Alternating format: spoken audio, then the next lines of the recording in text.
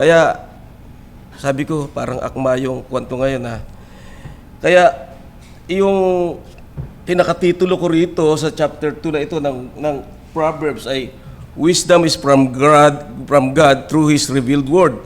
At dalawang bagay yung ating titingnan dito, yung every believer must study God's word diligently to understand the fear of the Lord. Bakit fear of the Lord na naman to ha? Tapos, God gives wisdom to safeguard every believer. Paano yun? Kaya, yung pinakamensahe niya, every believer must plead for God, to gain or have wisdom and seek it diligently for God's glory. Hindi sa atin. Kung titingnan natin yung sa Hebrew natin, sa Biblia natin ngayon, yung, ano nga ba to?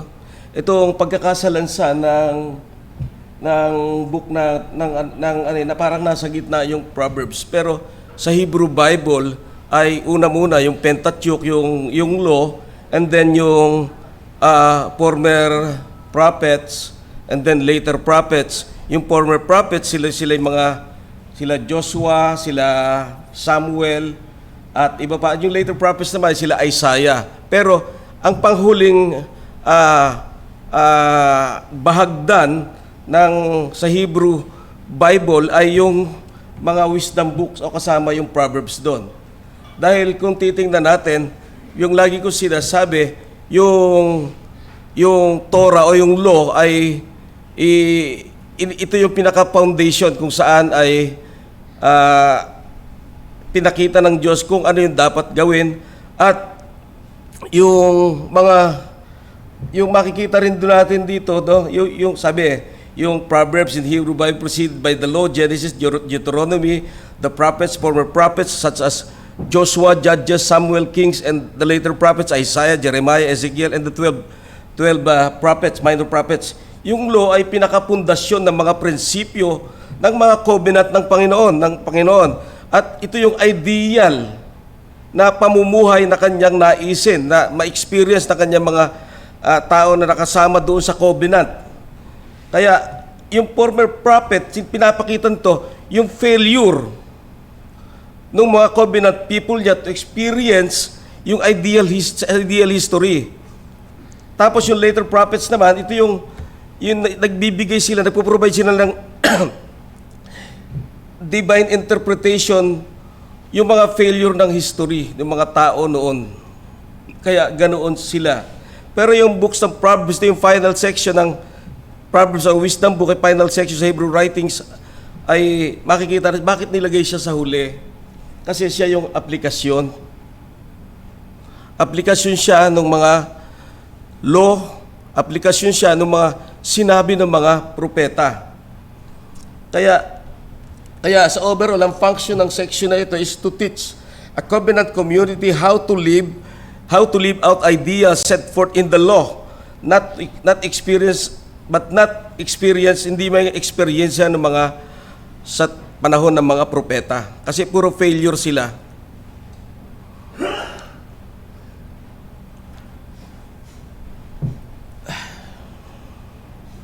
Ang Proverbs of Wisdom Book ay to live out, yung pinaka-intention niya, hindi ito para nabasa mo lang yung literal, hindi lang kailangan ganito, tulad ng mga ginawa ng mga Pariseyo, kundi yung pinaka-intent niya, yung pinaka-naisin ng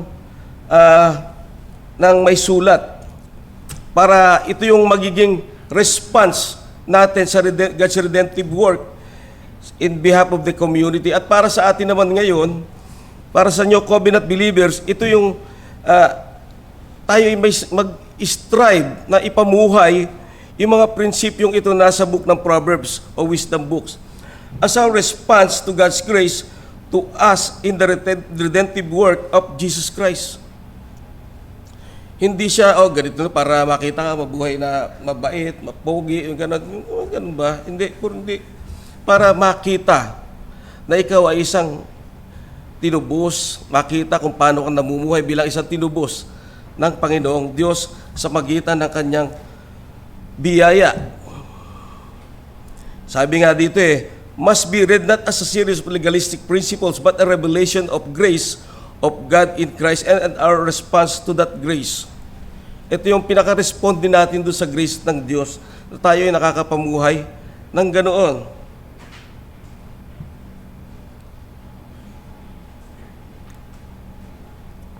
Sabi nga yun sa A, every believer must study God's Word diligently to understand the fear of the Lord. Pero paano? Paano? Siyempre, unang-una muna, tayo manalangin. May sumisenyas na rin sa likod Tayo po'y manalangin.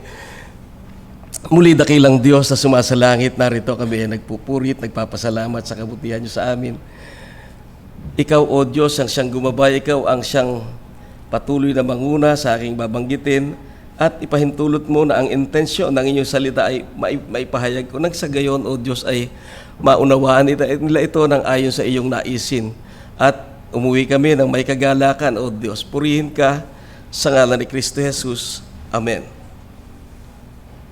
Yan. Every believer must study God's Word diligently to understand the fear of the Lord.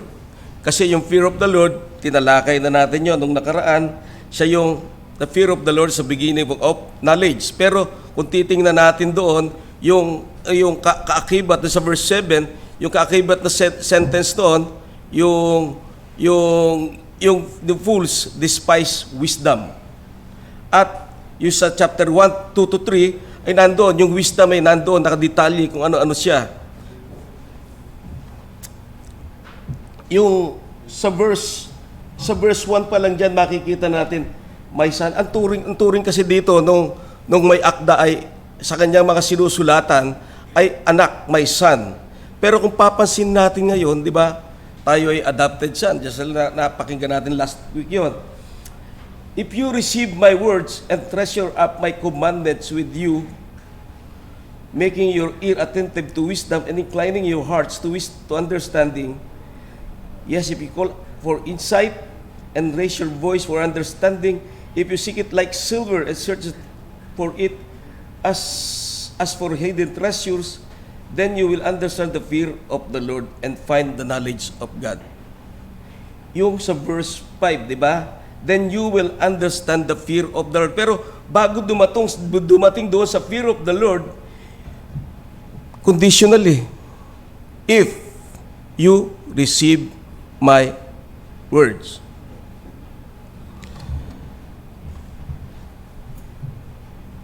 Hindi lang ito basta tinanggap mo, tama na. Minsan pwede mong tanggapin tapos itabi mo na lang Hindi ganun Hindi ganun yung ibig kagagamit niya Ang ibig sabihin to, tinanggap mo siya para ito yung time, kasi yung paggagamit ng salitang ito ay katulad din doon sa yung kay Noah, yung kalapate na pinakawalan niya, walang madapuan at bumalik na rin sa kanya, kinuha niya ito. Ganun niya ni-receive. Yung word na ito, ganito yung ibig sabihin ng word na ito, na kailangan ready ka, willing ka, at gusto mo talagang maintindihan yung salita ng Panginoon. Hindi lang ito basta, nabasa ko na yan, tama na, hindi, ganun lang yun. Kailangan talaga, nandoon yung pagtanggap mo, hindi lang tinanggap nandoon din dapat yung iyong pagpapasalamat.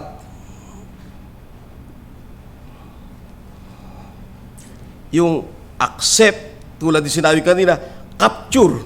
Kina-capture mo kung ano talaga yung ibig sabihin ng salita ng Panginoon. Hindi lamang ganun, kundi ito'y dapat ay pag nasik mo na siya, ito'y dapat na itatanim sa ating puso. Sabi nga ni James the word implanted which is able to save your souls. Sa 1:21. Yung ito kasama na rito yung seeking na ito, kasama na rin siya sa yung instruction, yung training sa iyo para sa right practice and by correction. Kasama na iyon doon. Pero yung bagay na iyon ay seek pa lang yung sinasabi diyan.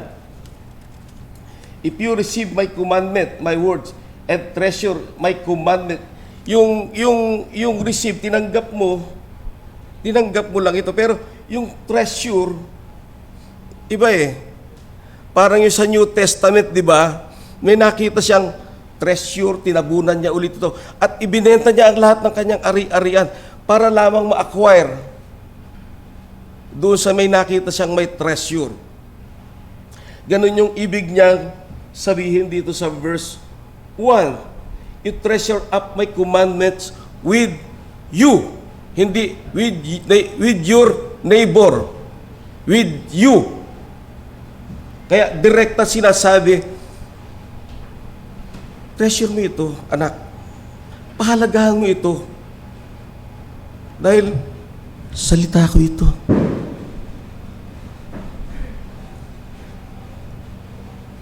Hindi lang doon, receive lang, di ba? Pero pagdating doon sa verse 2, making your ear attentive.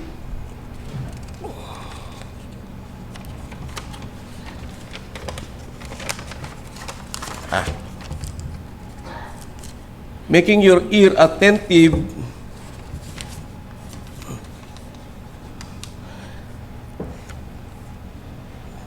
treasure my commandments,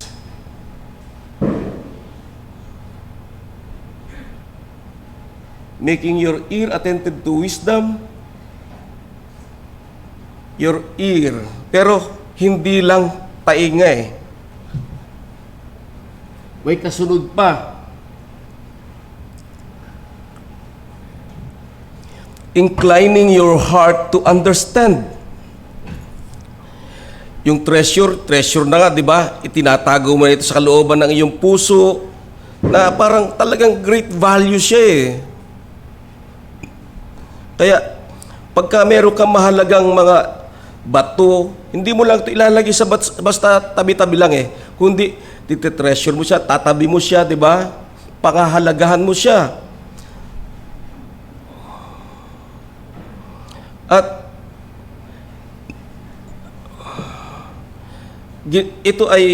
itong mga salita na ito, pag na-receive mo, na-treasure mo, ito ay itatabi mo para sa gagamitin mo sa susunod kung kailan siya kailangan. Hindi mo lang siya kinokolekta, yung salita ng Panginoon, para wala. Kundi ito yung magagamit mo sa mga sitwasyon na darating. Yung sa verse 2, making your ear attentive to wisdom. Hindi lang nakikinig ka, pwede ka naman kasi nakikinig ka lang eh, pero hindi ka atentibo eh. Pero yung word na sinasabi rito, be ear attentive to wisdom. Atentibo ka, nakafocus ka. Di ba? Pagka tayo mayroong gustong pag-aralan, meron tayong gustong, nakafocus tayo, ganito yung salita niya, ganito yung paanyaya niya.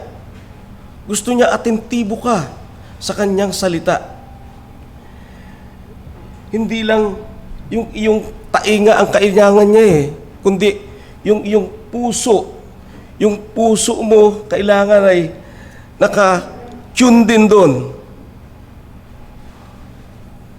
Hindi lamang madinig mo, but sundin kung ano ang sinasabi ng salita ng Diyos. Alam nyo, kung sinasabing, pag ikaw ay mayroon kasing attentive ear, yung dinidescribe dito sa Proverbs, meron kang obedient heart. Kaya siya ay pinagsasama rito eh. Attentive ear, attentive to wisdom, and inclining your heart to understand. Yung wisdom saka yung understanding, kung titingnan mo ito sa Hebrew, halos iisa lang naman ang ibig sabihin niya. Iisa yung word na ginagamit. At makikita natin, di ba? Yung progression di ba? Tapos pagdating doon sa 3, yes, if you call for insight and raise your voice for understanding. Hindi lang ito yung tumawag sa ibang salin ito cry aloud. Andun yung humahagulgol ka na bigyan ka ng ganito, bigyan ka ng insight, bigyan ka ng pangunawa, inilalakas mo ang boses mo sa Diyos, humihibig ka. Panginoon, bigyan mo ako nito. Bigyan mo po, andun yung pleading mo eh.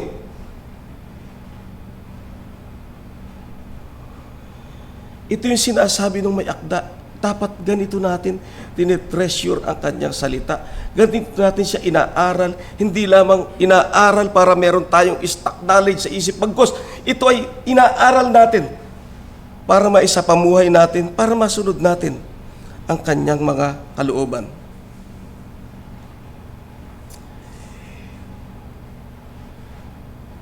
Verse 4, if you seek it like silver and search it for its hidden treasures.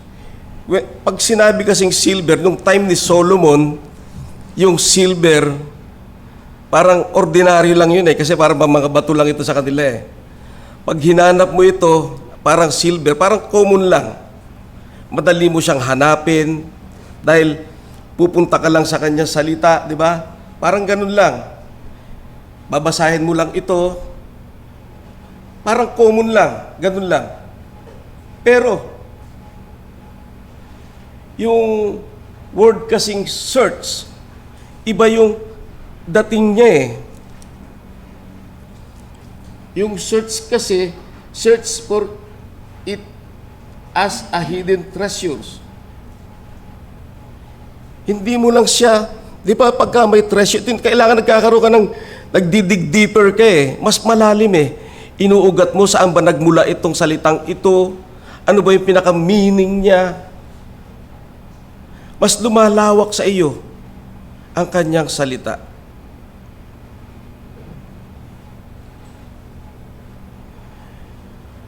Kaya, hindi lang kung ang salitang ito ay nakita mo na, hinanap mo na, nabasa mo na, papahalagahan mo siya ng gusto. Hindi lang sa puso, maging sa isip.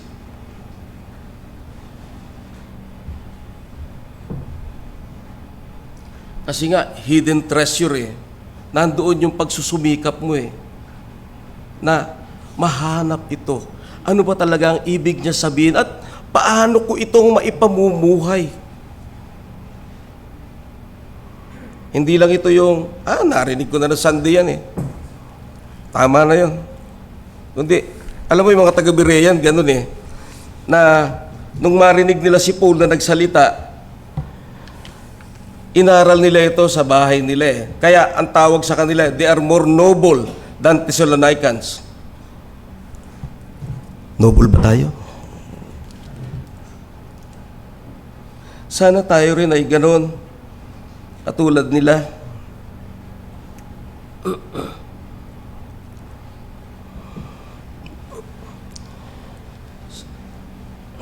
Sabi, yung search kasi dito meron ka right focus eh. Hindi lang ito yung hukay ka, ganun di. Yung mas malalim, para gusto mong mahukay mo yung kung saan tayo yung mga mina na yan, di ba? Para makita mo yung talagang naisin mo, parang to mine out. Saka yung ano ba yung ultimate objective mo, bakit inaaral mo ang salita ng Diyos? Ito ba'y para makita ka nila magaling? O makita ng iba na ikaw ay lumalakad ayon sa salita ng Diyos at nagbibigay ng kapurihan sa Diyos.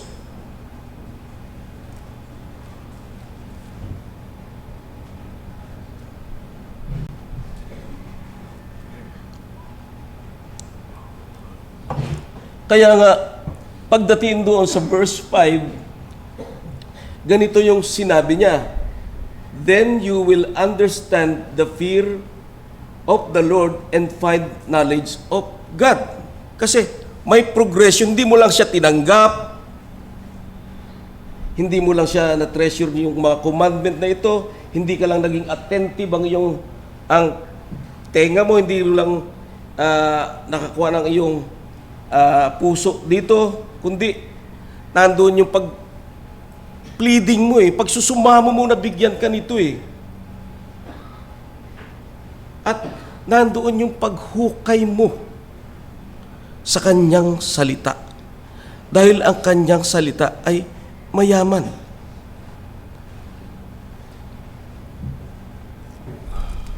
At doon sa verse 6, sabi, "For the Lord gives wisdom."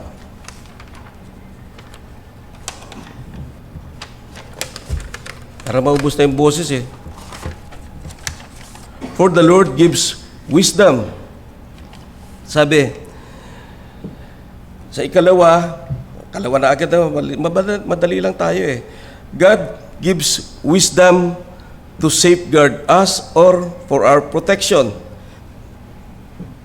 Yung kaibahan nung una, yung fear of the Lord at yung wisdom ay ganito. Yung the fear of the Lord is living accordance with principles na ipinakita sa kanyang salita.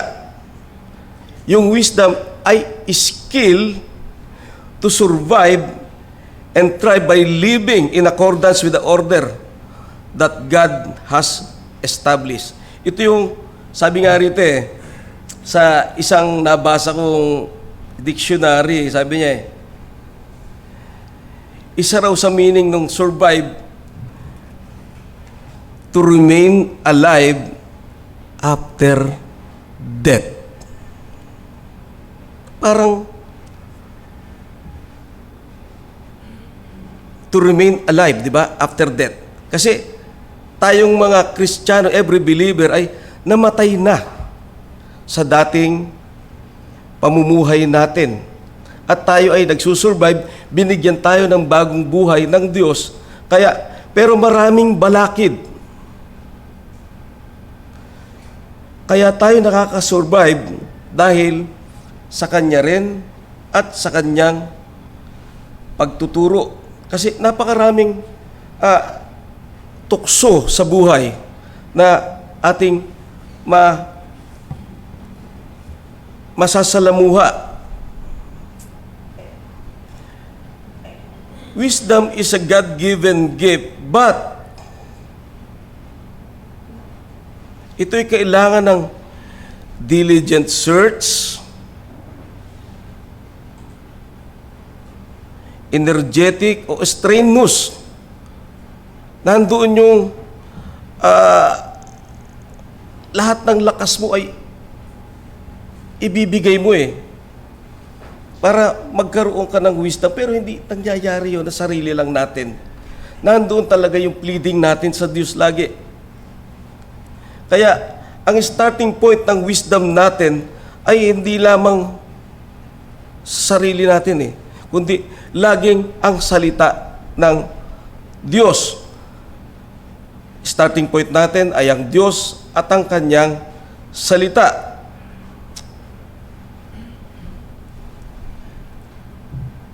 Makikita natin dyan na sa verse 6, di ba? Ito'y God's given gift dahil sa verse 6, "For the Lord gives wisdom, from His mouth comes knowledge and understanding."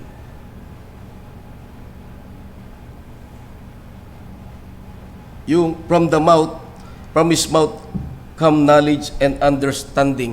Yun doon sa Deuteronomy 8:3, di ba? Matapos sila pakainin ng mana, reklamo pa rin sila ng reklamo, kaya sinabi ron na hindi lamang nabubuhay ang tao sa tinapay, bagkus sa bawat salitang namumutawi sa salita ng Diyos. At yung parallel kanina sa Matthew 4:4, hindi lang ito yung, may araw-araw kang pagkain, hindi lang ito yun eh. Bagkus nagagamit mo rin siya pangsawata doon sa mga maling ibinibigay ng dyablo.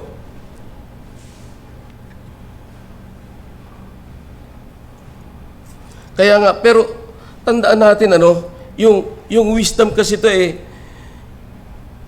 tinago.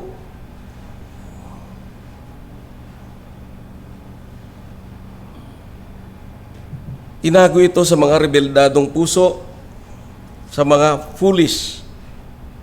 Kaya nga,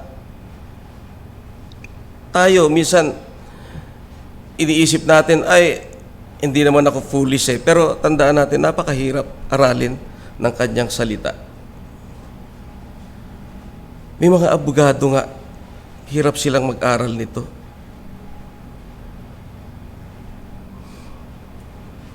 Kaya kailangan natin yung effort para makamtan ito at para magamit ito Kaya nga, yung pathway ng wisdom ay strenuous, nakakapagod. Pero, maganda naman ang bigay sa atin. Maganda yung result nito. Pagdating doon sa verse 12, ito yung mga resulta na ibibigay natin Kung titingnan nyo itong Proverbs ay nandoon muna yung kanyang motivation. Dito, makikita natin yung motivation niya. Dito yung 1 to 6. Tapos, yung lesson niya 7 to 19. Tapos, yung conclusion niya rito ay 20 to 22. Para, totoo ba yung sinasabi ni Kuya Edno? Para aralin niyo sa bahay. At, yung condition for finding wisdom ay ganito. Una, fear of the Lord. Pero paano magkakaroon ng fear of the Lord? Kailangan nandun talaga yung sa 1 to 4 na yan, yung acceptance mo o sa wisdom, yung receive yung kanyang salita, as submission mo sa Diyos at sa kanyang salita. Tapos andun yung humility mo dapat At saka nandun talaga yung desire mo na aralin ito.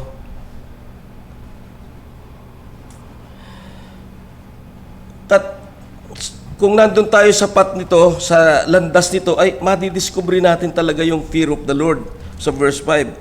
At yung true wisdom ay siyang magiging gabay natin at siyang magiging reward natin. At sa pagsusumikap nating ito ay hanapin. Kung tayo ay nasa right path, madidiscover natin yung true wisdom is God, and na i-guide niya tayo at i-reward niya yung ating persistent na paghahanap dito. At ano pa, kung titingnan niyo sa verse 6, di ba? Babalikan ko sa verse 6. For the Lord gives wisdom, from His mouth comes knowledge and understanding. Pero bago yon, kasi yung pagdating doon sa 1, 2, 3, 4, pag yung word kasing then, kanina if, ngayon sa verse 4, then, nung binigay niya yung 4 na kondisyon, then, you will understand the fear of the Lord and find knowledge of God. For the Lord gives wisdom, from His mouth comes knowledge and understanding. Ano ang dahilan? Dahil He stores up sound wisdom for the upright. He is a shield to those who walk in integrity. Ito na yung mga natatamo mo. Kung meron kang wisdom, kung inaaral mong maigi ang salita ng Diyos. At ano pa, sa verse 8, guarding the path of justice. Kaya mong magbigay ng hustisya ng tama.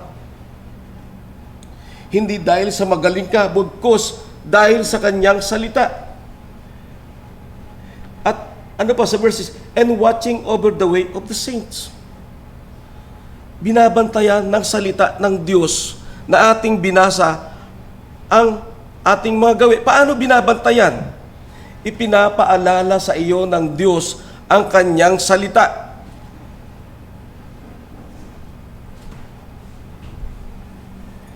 Pagdating sa verse 9 na naman, then you will understand righteousness and justice. Mauunawaan mo siya talaga.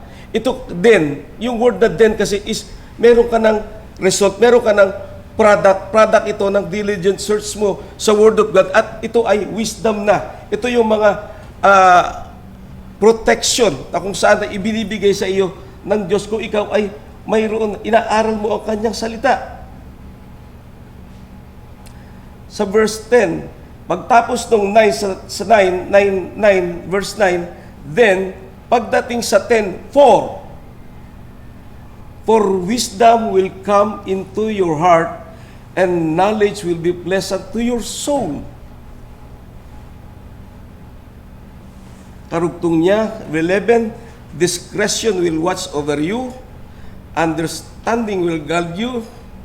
Kaya lahat, ito yung magbabantay sa atin, yung kanyang salita sa pamamagitan ng pagpapaalala ng Diyos sa atin. Sa verse 12, delivering you from the way of evil, from the men of perverted speech. Kaya, nadidiscern mo agad kung ang taong ito perverted yung kanyang mga salita. Kung ang ipinapayo niya sa iyo ay hindi maganda.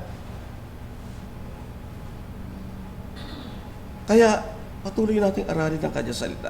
Hindi lang basta may sinabi sa iyo ay ganito, ganyan, ganyan, kasi hindi. Dapat inaaral nating maigi ang kanyang salita. At ito ay magiging safeguard natin. Yung word na ritong, yung men of perverted speech, other term niya apostate ito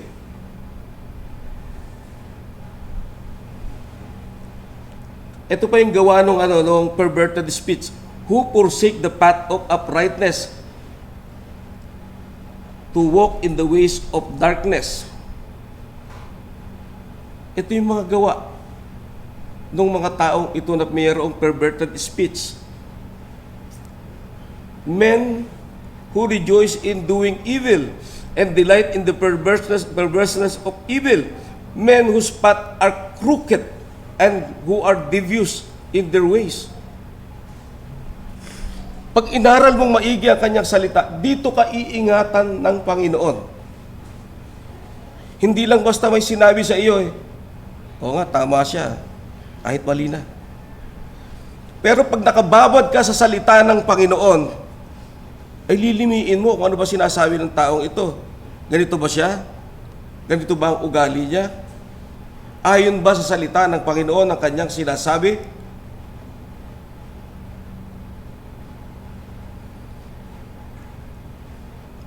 Yung sa perverted speech yun na taong apostate of evil. Ano pa yung pangalawang masi-safeguard ka? So you will be delivered from the forbidden woman, from the adulteress with her smooth words, who forsakes the companion of her youth and forgets the covenant of her God. Kaya, aralin natin ang kanyang salita.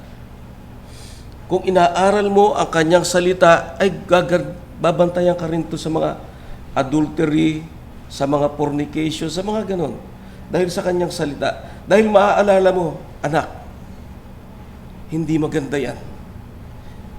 Hindi na kailangan, kung ikaw ay bata, kung ikaw ay binata, hindi na kailangan, uy, bawal yan. Kasi minsan, yung mga binata kasi, o mga dalagang mga bata, pagka lagi mong sinasabing ganon, ay naiinis mo sa iyo yan, naiinis pa sa mga tatay Pero pag ikaw ay nag-aaral ng salita ng Diyos, magpapasalamat ka. Dahil mismo ang salita ng Diyos, ipinapaalala niya sa iyo ito, na yan yung mga adulterous speech.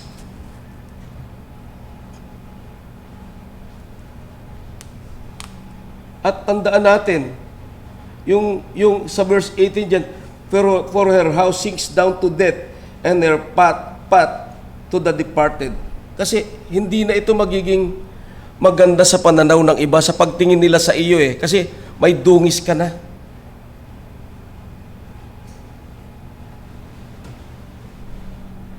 Sabi dito, none who go to her come back, nor they regain the path of life. Wala ka ng integridad, nababawasan yun. Yung dignidad mo, nababawasan yun. Kaya pagdating doon sa conclusion niya sa verse 20, sabi, kung binigyan ka na ng safeguard ng Panginoong Diyos, yung kanyang salita, so yung pinaka-result niya, pinaka-conclusion niya, so you will walk in the way of the good and keep to the path of the righteous. For the upright will inhabit the land, and those with integrity will remain in it. Kaya patuloy ang paanyaya sa atin ng Panginoon na aralin ang kanyang salita. Hindi lamang para sa ating sarili, kundi para sa kapurihan ng Diyos. Dahil tinawag ka, Kristiyano, ikaw ay Christian. As sa Christian, ano yung unang nababanggit? Christ. Di ba? Pag ikaw ay tinawag na Christian, lagi mong dala-dala ang Panginoon, ang karangalan ng Panginoon.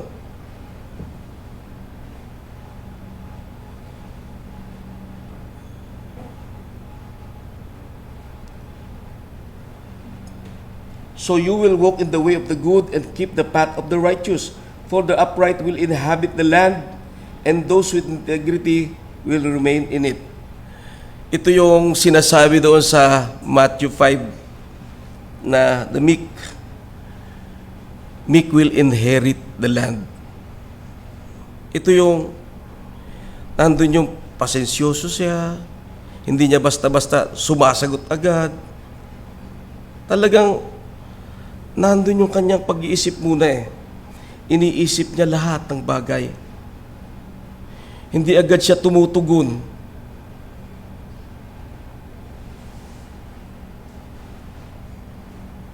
Dahil naiisip niya bilang isang mananampalataya siya ng Diyos, kaakibat lagi ang pangalan ni Kristo.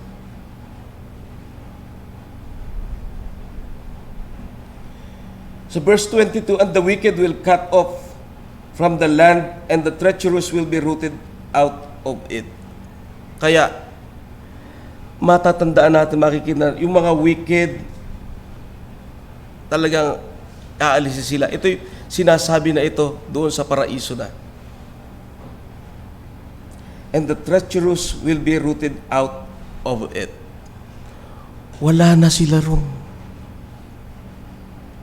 Kaya ang salita ng Diyos ay mahirap aralin. Kailangan nandoon yung consistent mong pag-aaral sa salita ng Diyos. Nandoon dapat na ang tanong, tinatanong mo rin dapat sarili mo, nailalapat ko ba ito sa buhay ko? O hindi ito nakikita ng misis ko? Kasi sa bahay, misis agad unang nakakita niyan eh. Alam nyo, nung dati ako ay supervisor sa FEBC, pag uwi ko sa bahay, panay lang ang mando ko. Sabi ng misis ko niyan, kumando ka? Boss ka ba? Ay, oo nga pala. Sa bahay na ako. Minsan talaga sa hirap yun sa trabaho doon. Kaya, salamat sa Diyos. Di ba? May mga misis na nagpapaalala gano'n sa atin. At minsan, talagang mapapasalamat mo eh. Kahit minsan mataray, di ba? Pero ipagpapasalamat mo rin yun kasi pagpapaalala yun sa atin. Kaya tandaan natin, if you, condition, di ba? If you, lahat niya condition. If you receive my words, treasure my commandments with you, making your ear attentive to wisdom and inclining your heart to understanding.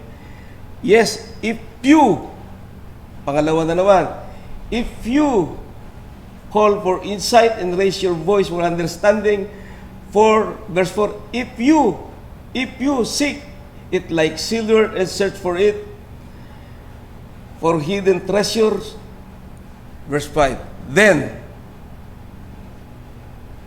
you will understand the fear of the Lord. Maintindihan mo na yung pagkatakot sa Panginoon. At hindi lang yon, magkakaroon ka na ng knowledge patungkol sa Diyos. Pagdating sa verse 6, yung word na for, hindi lang dahil sa inaral mo ito, hindi lang dahil sa matalino ka, hindi lang dahil sa marami ka nang nabasa. Verse 6, for the Lord gives wisdom, at from His mouth comes knowledge and understanding.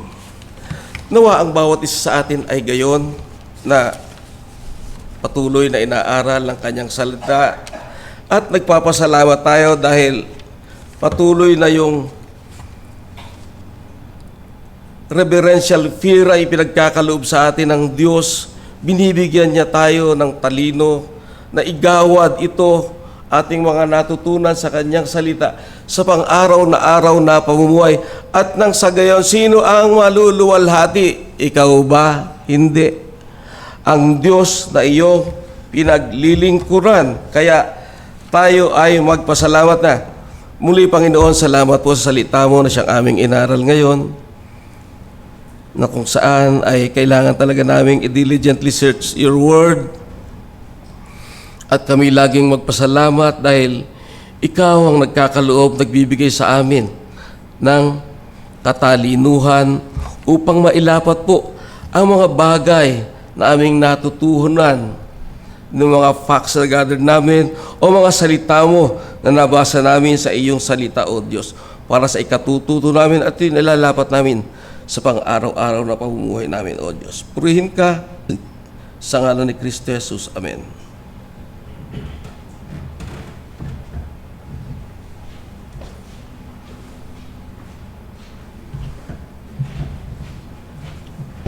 Salamat po sa Panginoon sa kanyang mga salita. Hindi po tayo nabubuhay sa tinapay lang, no? Kundi sa bawat salitang mumula sa bibig ng ating Panginoon. Tayo pong lahat ay magsitayo.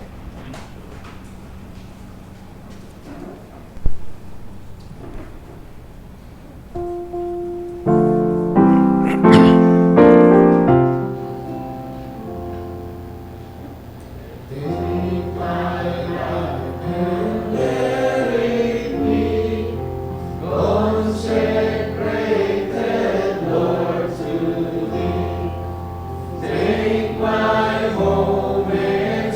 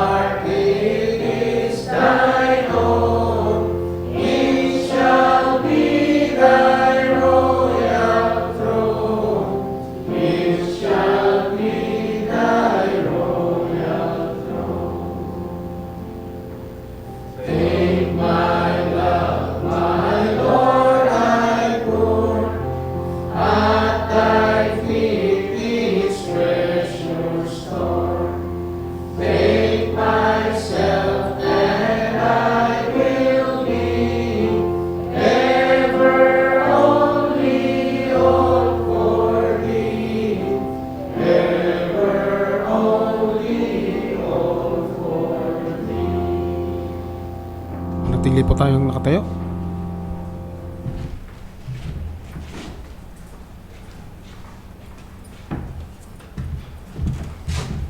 Muli, O Diyos, salamat sa iyong kabutihan sa amin, sa mga salita mo na siyang aming inaral ngayon.